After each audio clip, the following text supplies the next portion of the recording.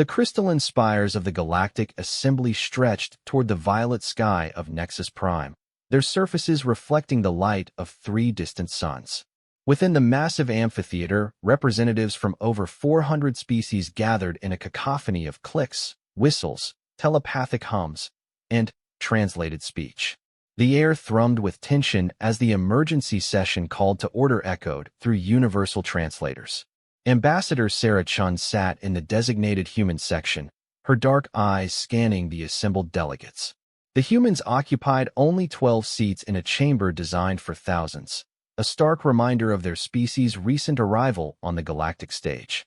Beside her, Captain Marcus Webb shifted uncomfortably in his dress uniform, the weight of recent events heavy on both their shoulders.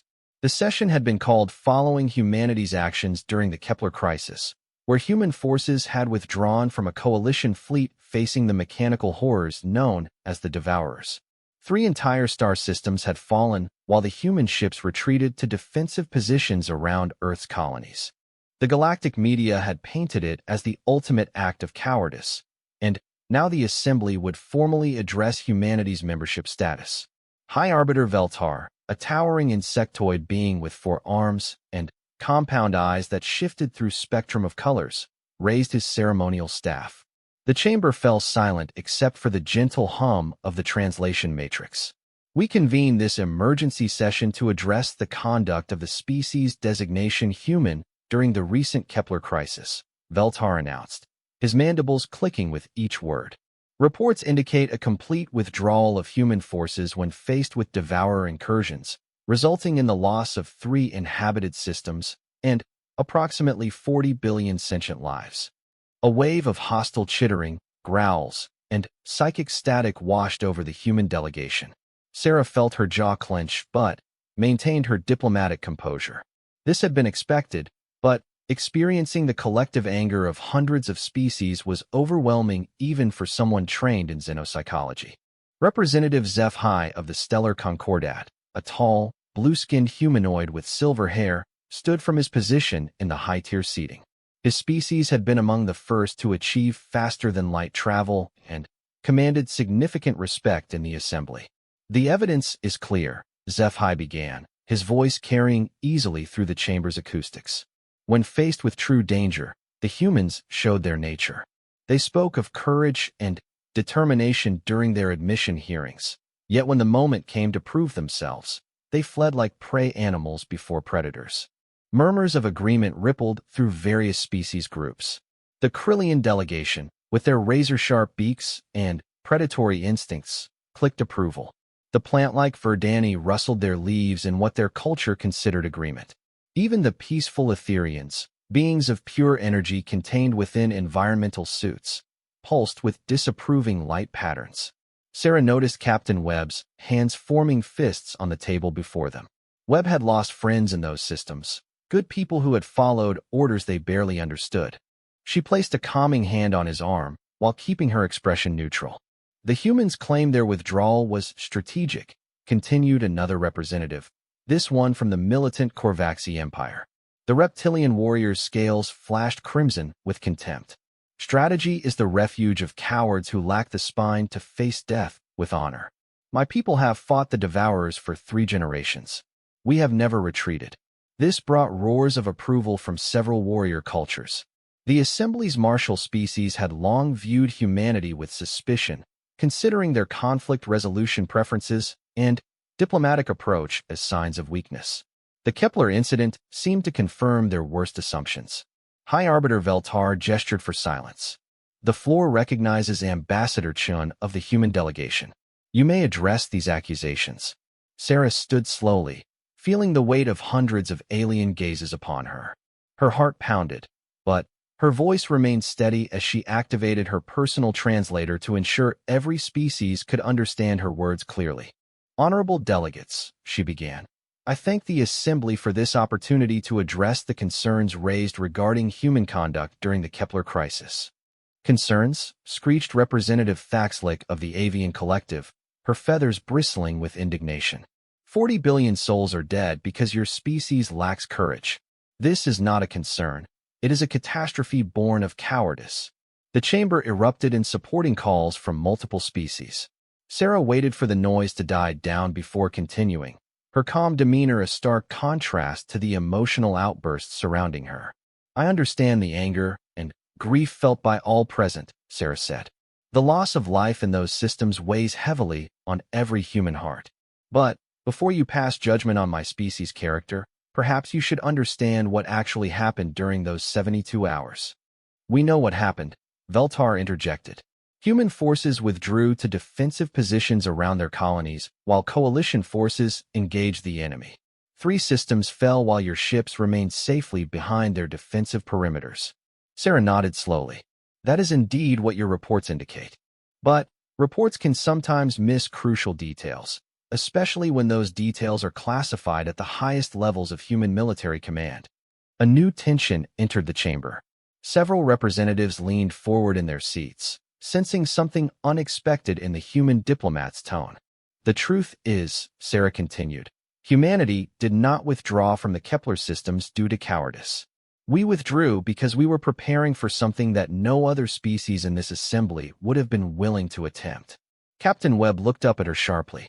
They had discussed this moment extensively, knowing that revealing certain information would forever change how the galaxy viewed humanity.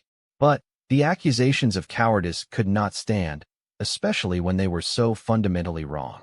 68 hours before the withdrawal," Sarah said, her voice carrying clearly through the chamber's acoustics, "human intelligence discovered that the Devourer fleet was not randomly attacking those systems. They were harvesting resources and population to fuel a massive construction project in the Kepler Nebula. Our deep space reconnaissance identified what they were building." She paused, letting the silence stretch before delivering the revelation that would change everything. They were constructing a siege engine capable of cracking planetary cores. The target was Nexus Prime. The chamber exploded into chaos. Representatives from hundreds of species began speaking, shouting, or communicating simultaneously. Nexus Prime was not just the Assembly's capital, it was home to nearly 1 trillion sentients from across the galaxy.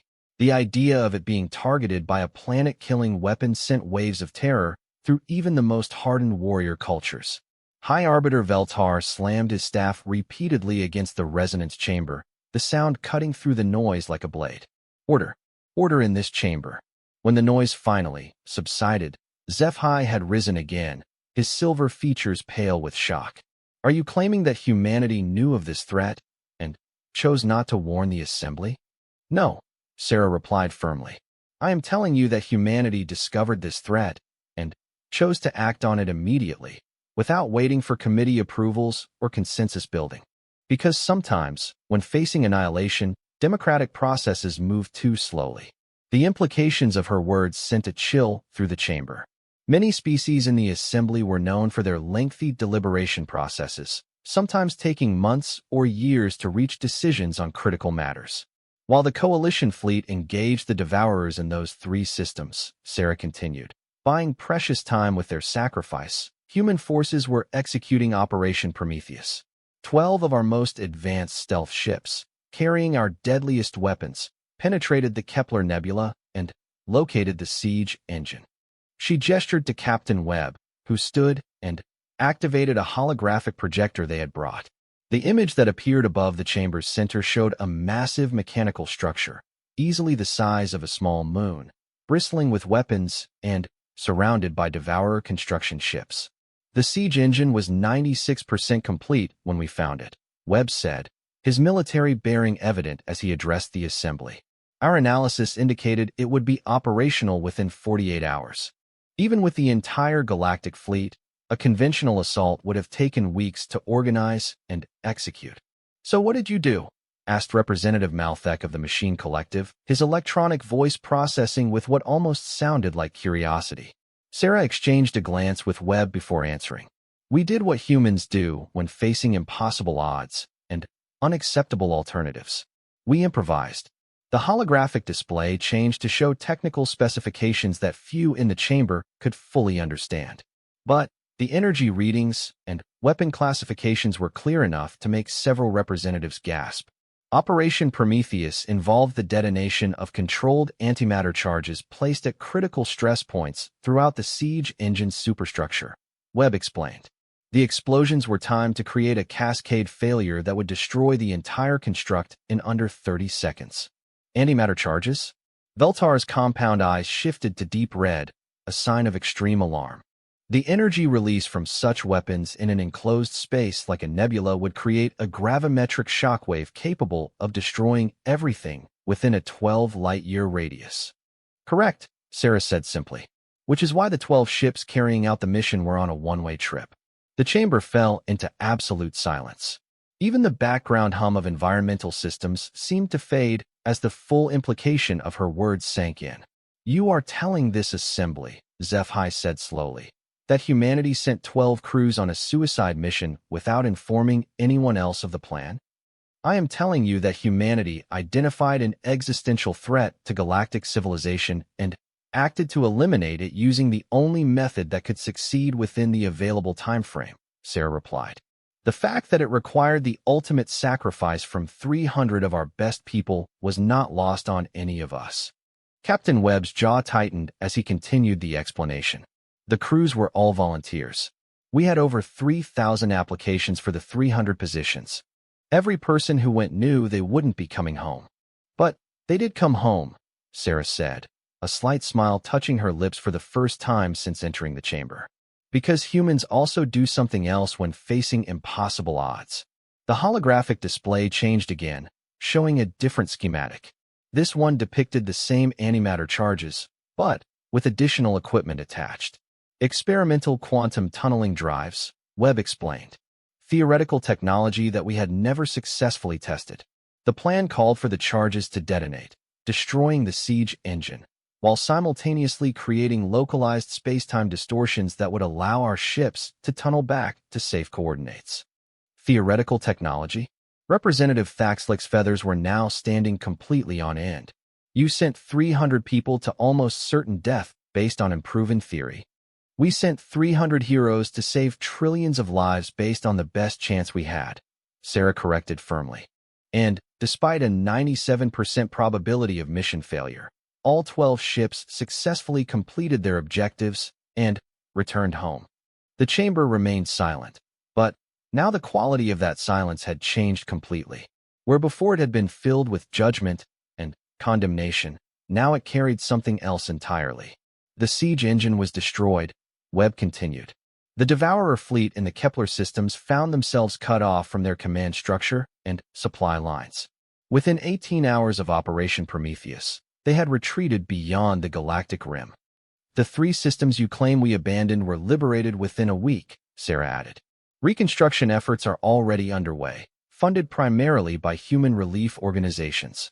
High Arbiter Veltar set down his ceremonial staff, all 4 of his arms trembling slightly. Why was this information not shared with the assembly immediately? Sarah's expression hardened slightly. Because the quantum tunneling technology we used is now a critical part of humanity's defensive capabilities. We were not willing to reveal our strategic assets to an assembly that was already preparing to expel us for cowardice. The accusation hung in the air like a challenge. Many representatives shifted uncomfortably, realizing how quickly they had rushed to judgment without seeking complete information. Furthermore, Sarah continued, the decision to act without assembly approval was made because previous emergency sessions have shown that this body requires an average of 47 days to reach consensus on military action. The siege engine would have been completed and deployed against Nexus Prime long before any vote could be taken. Representative Malthek's electronic voice carried a note of what might have been respect. You are saying that humans chose to risk their own destruction rather than allow the Assembly's political processes to delay action. I am saying that humans chose to take responsibility for protecting galactic civilization, regardless of political consequences, Sarah replied. We withdrew our forces not out of fear, but to position them for a mission that saved every life in this chamber. The silence stretched for long moments as the full scope of humanity's actions became clear. Species that had been calling for human expulsion now found themselves confronting the reality that they owed their continued existence to the very people they had been condemning. Finally, Zeph-Hai rose once more, his silver features showing a complex mix of emotions. Ambassador Chun, if what you say is true, then the Stellar Concordat owes humanity a profound debt of gratitude. But I must ask, why reveal this information now? Surely keeping such capabilities secret would be strategically advantageous. Sarah looked around the chamber, meeting the gazes of as many representatives as she could. When she spoke, her voice carried a weight that seemed to settle on every being present.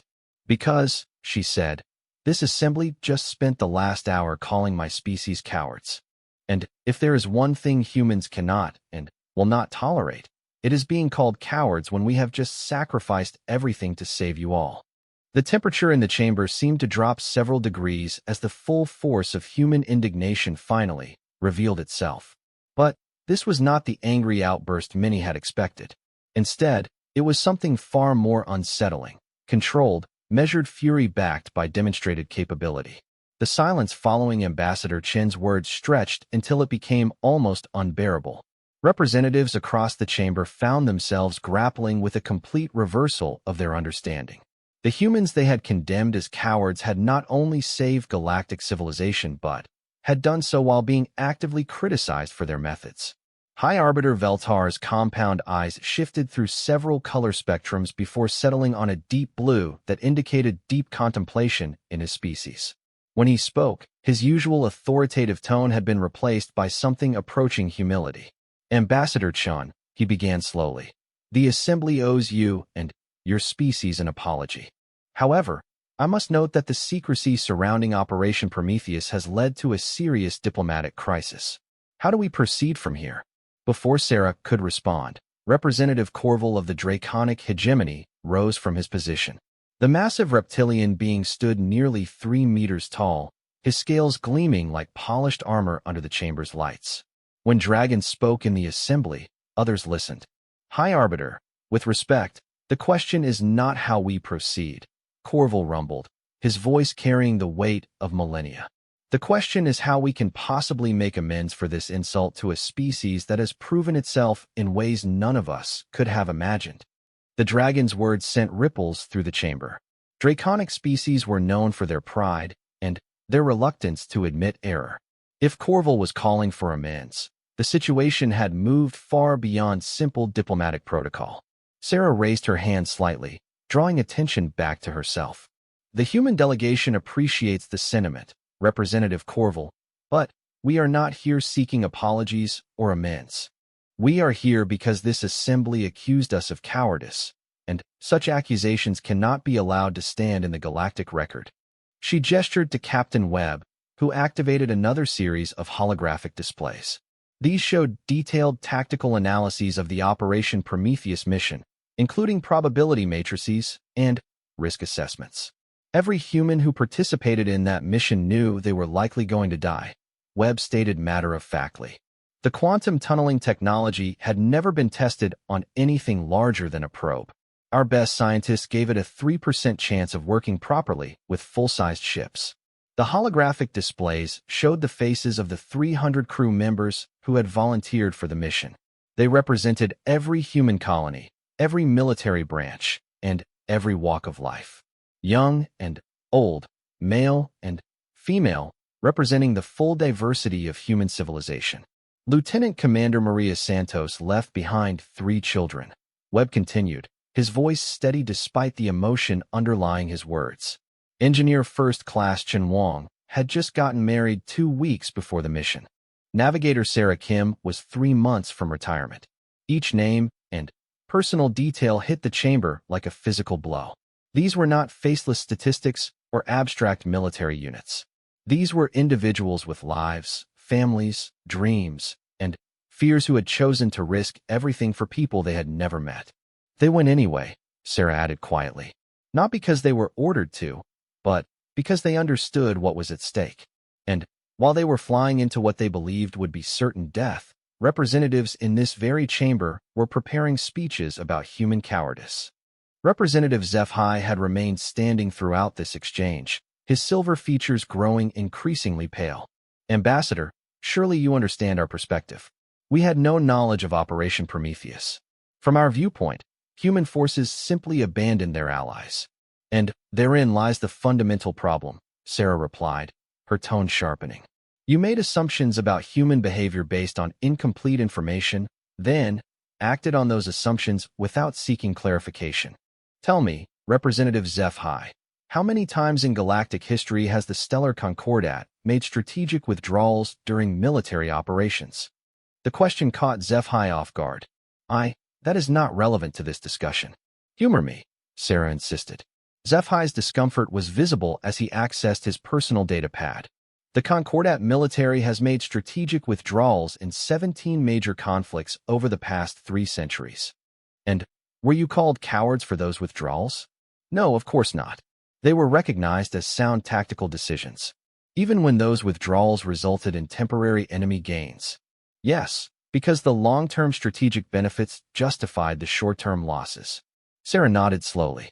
Yet when humans made what appeared to be a strategic withdrawal, you immediately assumed cowardice rather than strategy. What? The question hung in the air like an accusation. Several representatives shifted uncomfortably, realizing they had been caught in a double standard they couldn't easily explain. Captain Webb stepped forward, his military bearing evident as he addressed the chamber. The difference, representatives, is that you have had centuries to prove your courage to this assembly. Humans have been members for less than 5 years. We have not yet earned the presumption of competence that you grant to established species.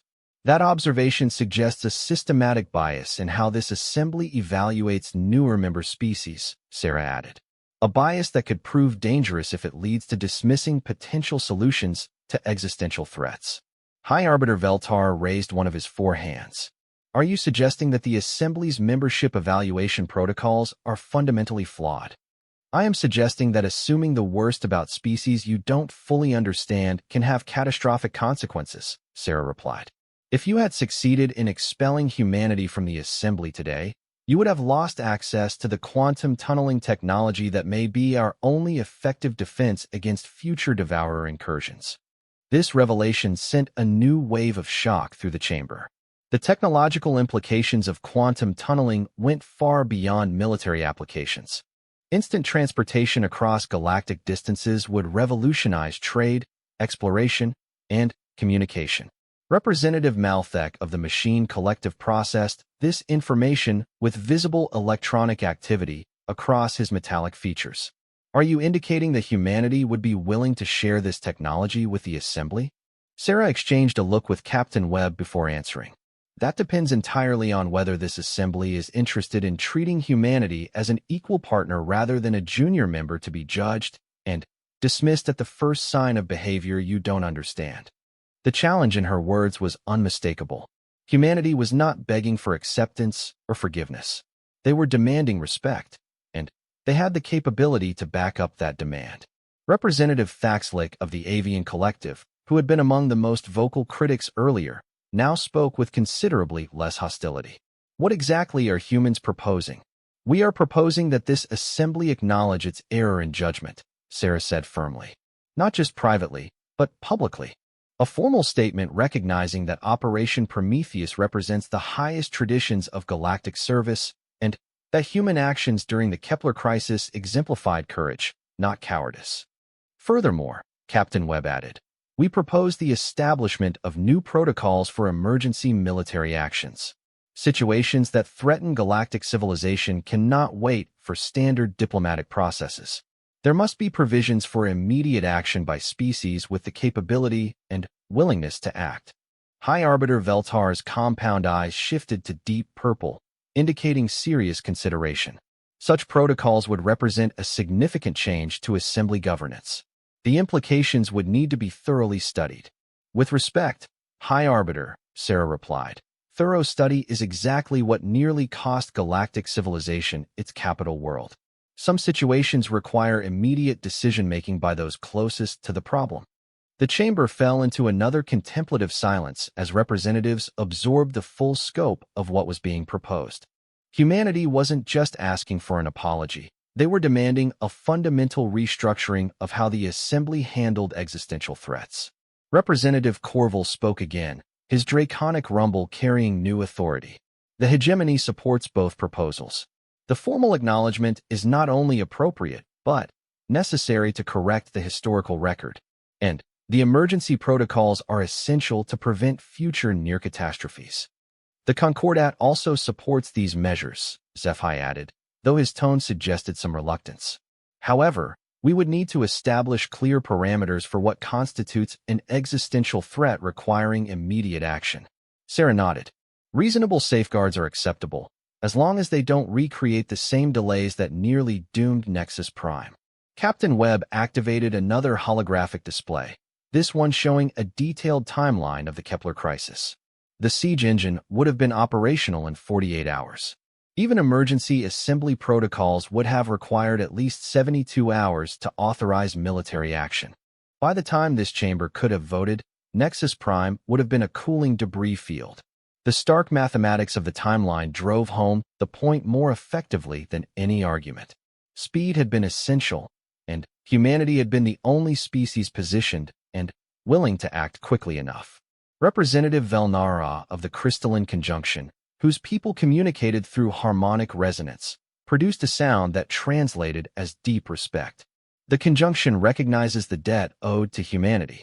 We support all proposed measures, and would add a recommendation for formal commendation of the Operation Prometheus participants. Agreed, rumbled Corval. Heroes deserve recognition, not condemnation. High Arbiter Veltar surveyed the chamber, noting the shift in mood and consensus. Very well. The Assembly will vote on 3 measures today. First, a formal acknowledgement that human actions during the Kepler crisis represented exemplary courage and dedication to galactic welfare. Second, establishment of emergency response protocols for existential threats. Third, formal commendation for Operation Prometheus participants. Sarah felt a moment of satisfaction, but she wasn't finished. There was one more point that needed to be addressed, and it went to the heart of humanity's relationship with the galactic community. Before any votes are taken, she said, raising her voice to ensure it carried throughout the chamber, I want this assembly to understand something fundamental about human nature, something that will help prevent future misunderstandings. The chamber gave her their full attention, sensing that this final statement would be crucial. Humans do not seek glory or recognition for doing what we consider our basic duty, Sarah began. We do not boast about our achievements or demand praise for our sacrifices. When we see a problem that threatens innocent lives, we solve it. When we see injustice, we oppose it. When we see evil, we fight it. She paused, letting her words sink in before continuing. This sometimes makes us appear reckless or unpredictable to species with more measured approaches to problem solving. You see our quick decisions as hasty. You see our willingness to take risks as foolishness. You see our refusal to abandon hope as naive optimism. Captain Webb stepped forward, adding his voice to hers. But understand this, representatives of the galaxy.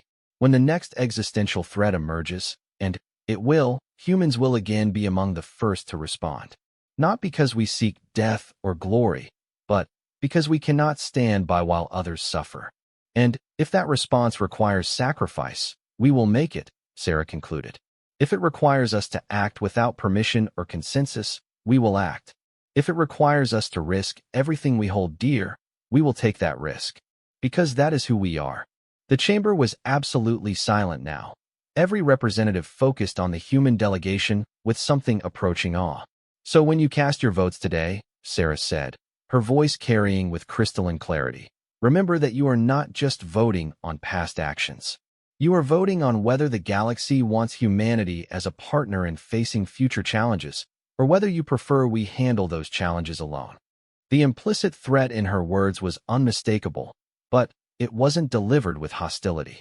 Instead, it carried the quiet confidence of a species that had already proven its willingness and capability to act decisively when required.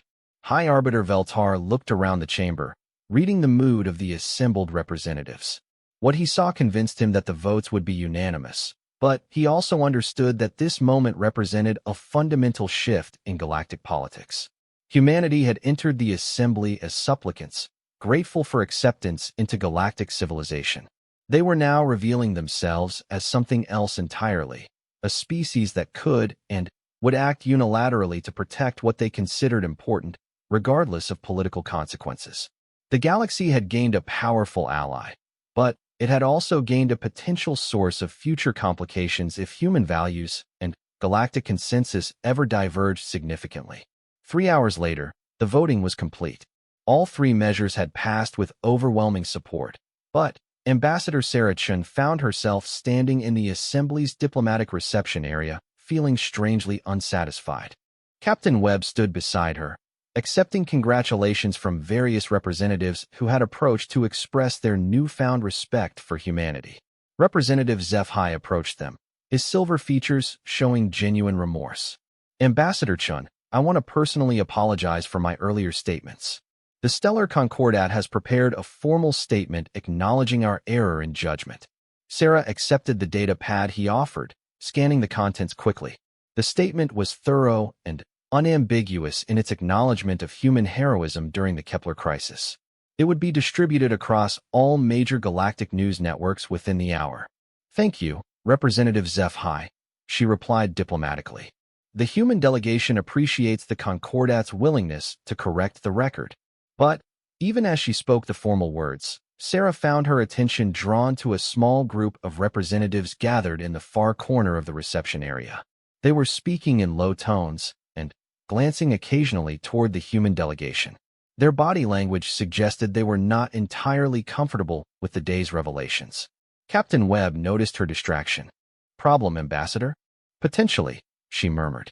Representative Kthara from the Hive Collective, Minister Veldok from the Sectoid Republic, and Admiral Grexenar from the Warrior Clans. They don't look pleased. Webb's expression hardened slightly.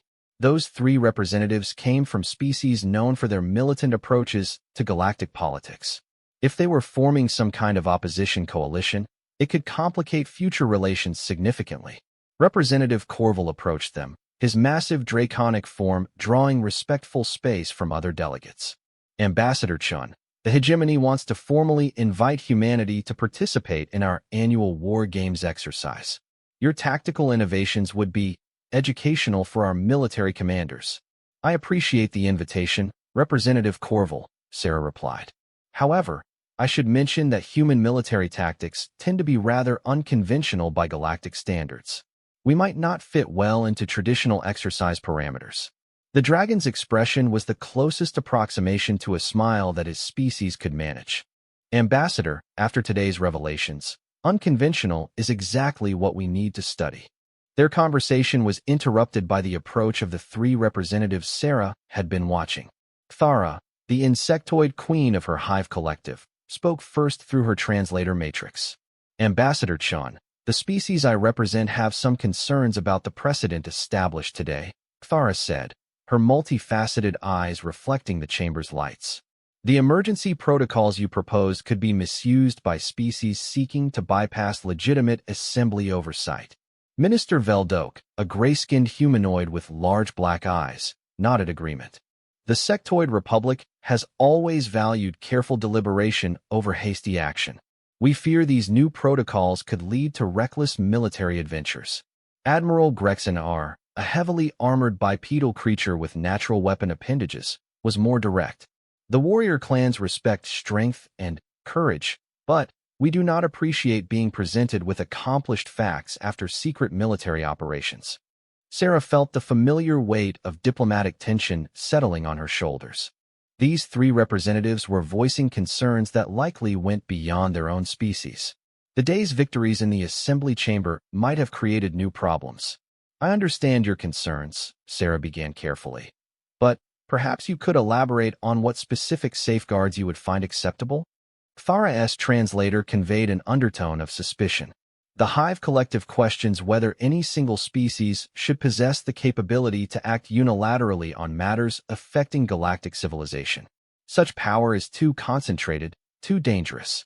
Captain Webb stepped forward, his military bearing evident. With respect, Representative Kthara, during the Kepler crisis, no other species had the combination of technology, positioning, and willingness to act that could have saved Nexus Prime. Sometimes concentrated capability is the only thing standing between civilization and annihilation. That may be true, Minister Veldok replied. but it establishes humanity as an unelected guardian of galactic security. The sectoid republic cannot accept such an arrangement without proper oversight mechanisms. Sarah realized they were approaching a fundamental philosophical divide that went beyond mere diplomatic protocol. These representatives were challenging not just humanity's actions, but their right to take those actions without explicit permission. "Tell me," Sarah said, addressing all three representatives, "what would your species have done if you had discovered the siege engine threat?"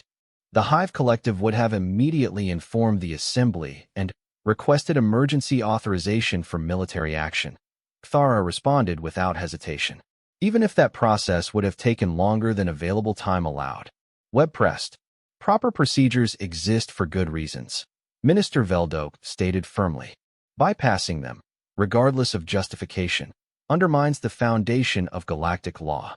Admiral Grexenaar added his perspective. "The warrior clans would have fought the enemy directly, with honor and transparency. Secret operations are the tools of assassins, not warriors." Sarah exchanged a glance with Webb. They were dealing with species whose cultural values fundamentally conflicted with humanity's pragmatic approach to problem solving. "I appreciate your perspectives," Sarah said, "but I need to ask you a direct question. If following proper procedures meant the destruction of Nexus Prime and the death of 1 trillion sentients, would you still insist on following those procedures?" The question created an uncomfortable silence among the three representatives. None wanted to admit they would choose bureaucratic protocol over saving lives, but accepting human actions meant acknowledging that their cherished procedures could be inadequate in crisis situations. Representative Corval, who had been listening to the exchange, rumbled with what might have been amusement. "Perhaps the real question is whether your species are prepared to take responsibility for the consequences of following proper procedures when those procedures lead to catastrophic failure." Thara's translator conveyed sharp irritation. "The hegemony has always favored direct action over careful planning. And the hegemony has survived for over 10,000 years precisely because we understand the difference between useful procedures and bureaucratic paralysis," Corval replied calmly. Sarah decided to redirect the conversation before it devolved into interspecies arguments. "Representatives, perhaps we can find common ground. What specific oversight mechanisms would address your concerns while preserving the ability to respond quickly to existential threats?" Minister Veldoke consulted his data pad before responding. "The sectoid republic proposes a standing emergency committee with representatives from major military powers, authorized to approve immediate action within defined parameters. The warrior clans would accept such an arrangement if it included mandatory notification protocols and post-action review processes," Admiral Grexenaar added. Thara remained silent for long moments, her compound eyes processing multiple visual spectrums simultaneously. "The Hive Collective requires guarantee that no single species can act without oversight, emergency or not." Sarah felt a flash of frustration, but kept her expression neutral. These representatives were essentially demanding the right to prevent future Operation Prometheus-style missions, which would ensure that the next existential threat would succeed. "I understand your position," she said finally, "but I need to be absolutely clear about something. Humanity will not agree to any arrangement that could prevent us from acting to save innocent lives. If that means we must operate outside Assembly oversight, we will do so." The blunt statement sent tension crackling through the small group. Captain Webb moved slightly closer to Sarah, his positioning suggesting readiness for confrontation. "Are you threatening to withdraw from the Assembly?" Thara demanded. "No," Sarah replied calmly. "I am stating a fact about human nature. We will not allow bureaucratic procedures to paralyze us when lives are at stake. If the Assembly cannot accept that reality, then we will simply operate independently when necessary." Admiral Grexenaar's natural weapons extended slightly, an involuntary threat display. "Such an attitude shows dangerous arrogance." "Does it?" Captain Webb interjected. "Or does it show commitment to principles more fundamental than political procedures?" Representative Corval stepped closer, his massive form positioning between the humans and the three critics. "Perhaps this conversation should continue in a more private setting. Diplomatic receptions are not ideal for resolving fundamental philosophical differences." Before anyone could respond, High Arbiter Veltar approached their group. His compound eyes shifted to the yellow spectrum that indicated official business. Ambassador Chun, I apologize for interrupting, but urgent news has arrived from the Outer Rim territories, he announced. Long-range sensors have detected a massive Devourer fleet massing beyond the galactic edge. Initial estimates suggest it is 10 times larger than any force previously encountered. The effect on the gathered representatives was immediate and dramatic. Admiral Gregson Ar's weapons retracted as he focused on this new threat. Minister Veldok's already pale features became almost translucent. Thara's translator conveyed something that sounded like barely controlled panic. How long before they reach inhabited systems? Sarah asked, her diplomatic persona immediately shifting to crisis management mode. Approximately 14 standard days if they maintain current velocity, Veltar replied. The Assembly is calling an emergency session to coordinate defensive preparations. Sarah looked at Captain Webb, seeing her own thoughts reflected in his expression. 14 days was not enough time for the Assembly's normal deliberation processes, but it was more time than they had faced during the Kepler crisis. High Arbiter, she said, humanity requests permission to contact our military command immediately. If this threat is as large as you indicate, we will need to begin preparations now. Of course, Ambassador. All species are being encouraged to mobilize their defensive capabilities. Thara stepped forward, her earlier hostility replaced by obvious concern. High Arbiter, will the new emergency protocols approved today be activated for this crisis? Veltar's eyes shifted through several colors before responding. That decision will need to be made by the full Assembly. However, given the scope of the threat, I suspect traditional procedures may prove inadequate. Sarah caught the underlying message in his words. The Assembly leadership was already recognizing that this crisis would require the kind of rapid response that only the new protocols could provide. Representatives, she addressed the 3 critics who had been challenging humanity just moments before. I believe this conversation is about to become academic. In 14 days, we will all discover whether rapid decision-making or careful deliberation is more effective against existential threats. Minister Veldok's large eyes blinked slowly as he processed the implications. The sectoid republic withdraws its objections to the emergency protocols. When facing annihilation, survival takes precedence over procedure. Admiral Grexener nodded grimly. The warrior clans concur. Honor is meaningless if there are no survivors to remember it. Thara remained silent for several moments before her translator conveyed reluctant agreement. The Hive Collective will support whatever measures are necessary for survival. However, we reserve the right to revisit oversight questions if we survive this crisis. Sarah almost smiled at the conditional nature of Kthari's agreement. But the situation was too serious for amusement. Understood, Representative. Survival first, politics second.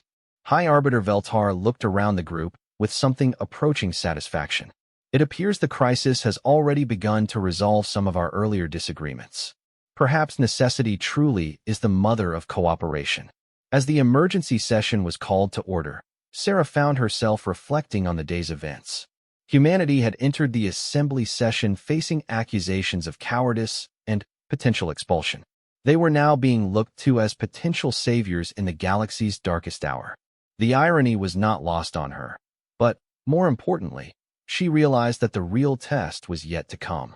Operation Prometheus had proven humanity's courage and capability in a single decisive action. The approaching Devourer fleet would test their ability to work within galactic structures while maintaining their essential effectiveness. As representatives hurried back to the main chamber, Captain Webb leaned close to Sarah. Think we can pull off another miracle, Ambassador? Sarah looked around at the hundreds of species preparing to face an unprecedented threat, then back at her military companion. Captain, I think we're about to find out what humans can accomplish when the galaxy actually wants our help instead of questioning our motives. That could be the most dangerous thing of all, Webb replied with a slight smile. A motivated humanity with galactic support. For the Devourers, certainly, Sarah agreed. For the galaxy itself? That remains to be seen. As they entered the chamber for what would prove to be the most consequential emergency session in galactic history, neither of them could have predicted that humanity's reputation for impossible victories was about to become the stuff of legend. But They both understood that whatever came next, the galaxy would never again make the mistake of calling humans cowards.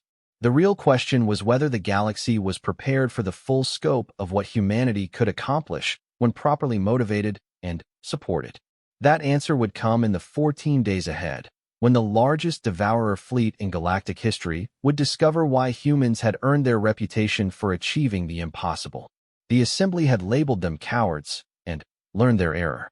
The devourers would label them prey and learn a far more costly lesson about the dangers of underestimating the species that had just proven they were willing to risk everything for strangers who didn't even like them. The galaxy was about to witness what humanity could do when fighting for people who actually believed in them.